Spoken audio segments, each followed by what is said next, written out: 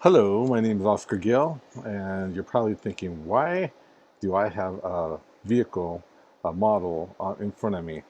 Um, well, of course, I love driving vehicles, and I believe probably most of you do too. Uh, but this, maybe not this car right here, this we call it Mini Cooper, but the car itself, the automobile, has changed and impacted the United States more than anything that I can imagine. Um, now, when I first started doing this project, I always knew that vehicles have affected the lives of people and Americans, but I didn't realize the significance of it.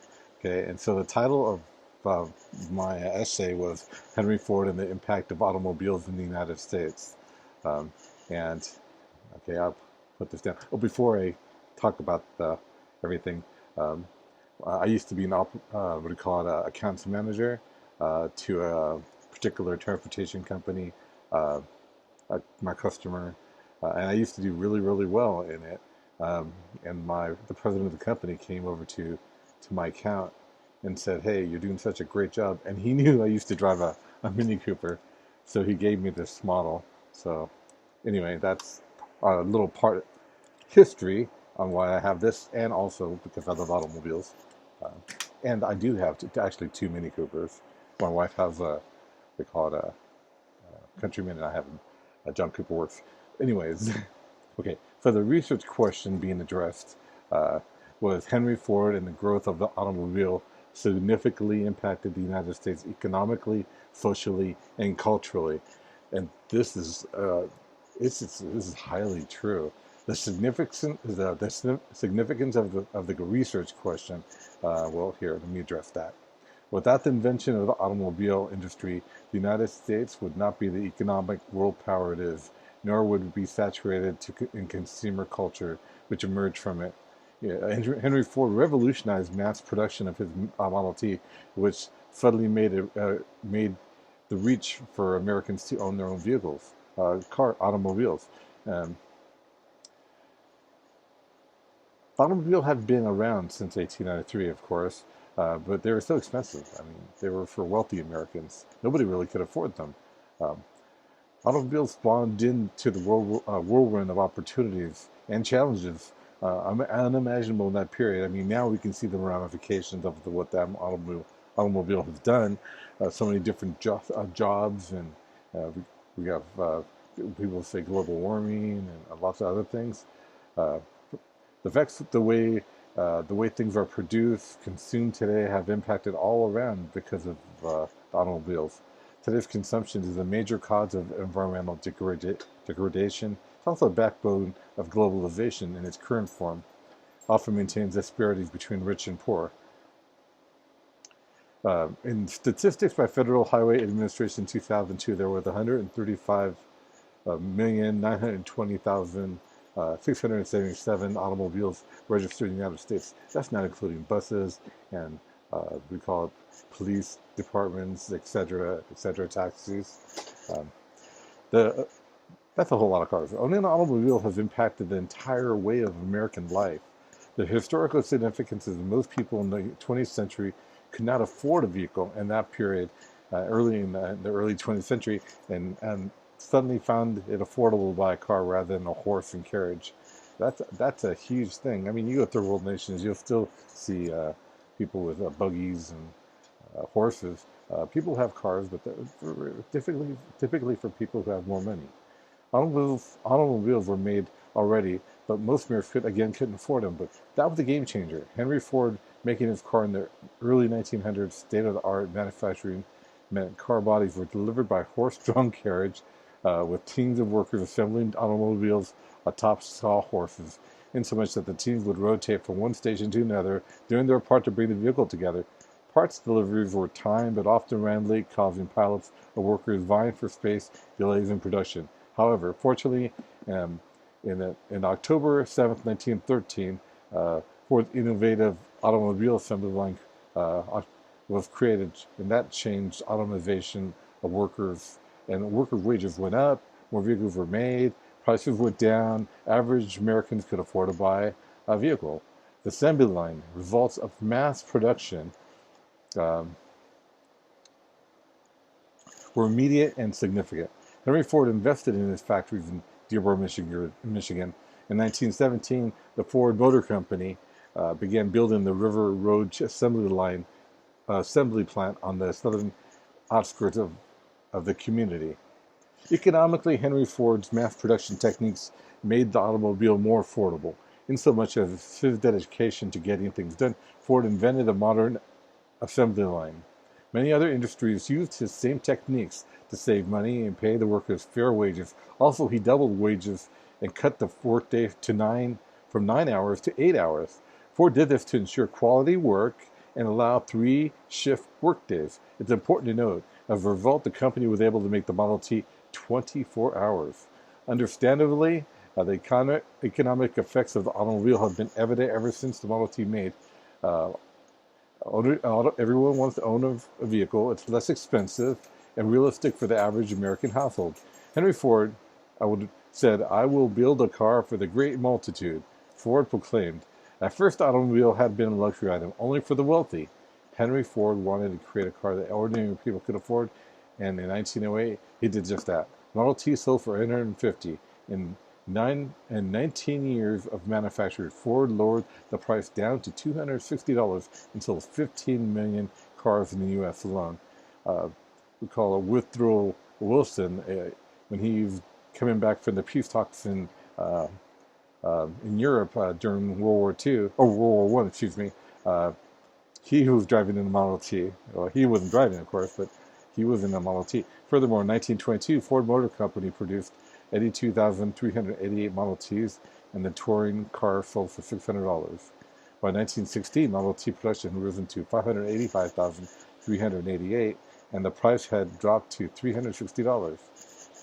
All right? So, all right, so my explanation of key primary sources used in principal research methodology. My original goal was to speak to people from the Ford Motor Company, and I reached out to them many times. And because of COVID, I was only able to talk to operators. Nobody wanted to be on record. So I had to rely specifically on just the primary sources that I researched, which was used through the Library of Congress or the ones that were suggested from Ford. Okay. I used, for example, Automobile Parade, February 6, 1900 by Thomas Edison. There was a actually, this was a video from Thomas Edison, and showcasing the automobile, the Ford automobile. It was kind of interesting. I thought it was interesting, so I put it on there. Also, another one I used was a Detroit Publishing. This one was given by Ford, and it's pretty much it was just essential information talking about the assembly line. And then there was, of course, there was lots of newspapers. See, a lot of the information that I was able to get was just tidbits of things that they were talking about. This one I got from the Globe Republican, July 26, 1906.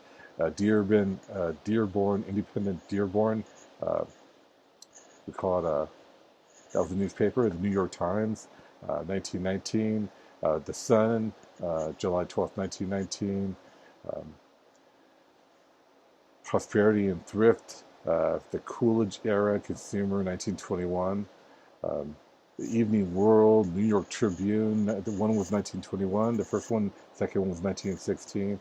The Sun, the New York Tribune, the Evening World. So those are some of the primary sources I used right there. There was a lot more. And then I used a lot of secondary sources. Those were readily available.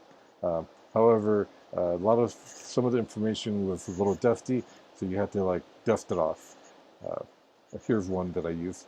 We call it one was NPR, The Middle Class Took Off 100 years ago, thanks to Henry Ford, January 27, 2014. So there's a plenty of more. And a lot of the more modern ones talk about the good things about it, and of course some of the negative things. which of course like global warming, um, call it pollution. So, all right. So the next thing I want to talk about is a summation of the research findings. Summation of the research findings. Well, I kind of mentioned it in the beginning, right? The automobile 100% impacted the United States. Henry Ford and the growth of the automobile significantly impacted the United States economically, socially, and culturally. Henry Ford's mass production of the Model T made neighborhoods into suburbs, um, where they would continue to commute by car to work in the city. Uh, and then, of course, you have to repair and upgrade your vehicle, uh, and then you have to get more to run on it, and you have to get automobile advances. The automobile changed the role of the American housewife also by decreasing her dependence on delivery drivers. The automobile created crises of environmental pollution, related health problems, uh, markets, uh, highways. The demand for gasoline and petroleum products increased with ownership. The United States foreign relations with oil-producing countries became more important.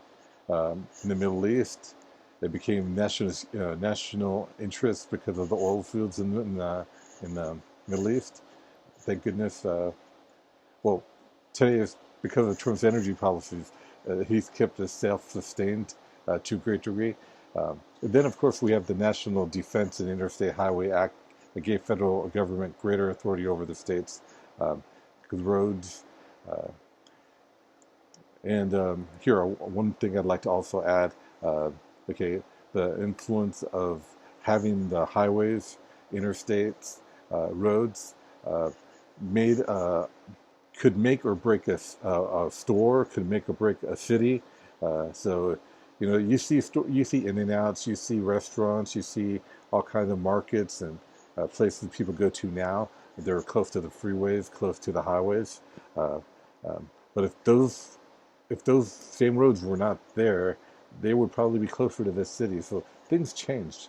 A lot of people moved away from the cities, moved into the suburbs. And so you had a lot of problems in the city because of that. Uh, so, all right. And the last thing I'd like to say, it's fair to say, Ken Yor, a professor of history at McPherson College, the automobile is so engraved in us, so we lose track of just how far its influence can be traced in our society. And that's so true. I mean, I don't know about you, but sometimes you get in a car and it's very exciting. Just you go jump on the freeway, you can hit hit the gas and go real fast. I mean, legally, um, and or if you just want to go around the block, grab a milk or whatever groceries for your family, or just take a drive to the beach, uh, or just go visit relatives. These were significant things that in the past we weren't able to do. We take for granted now, but horse and buggy or walking were the choices then. So, all right, this is my presentation. Uh, Thank you for your time.